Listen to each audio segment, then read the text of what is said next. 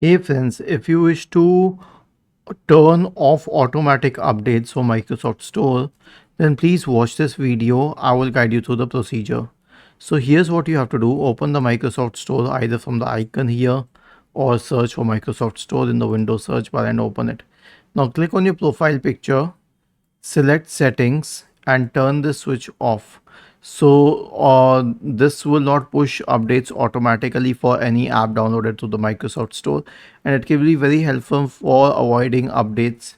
And if you wish to update them later, simply go to library and you can update these apps individually, or you can also update all the apps at once depending upon your requirements. Was this helpful? If yes, then please subscribe to the channel. If not, then let us know in the comment section of the video on how we could help you further. Thank you for watching this video and have a nice day.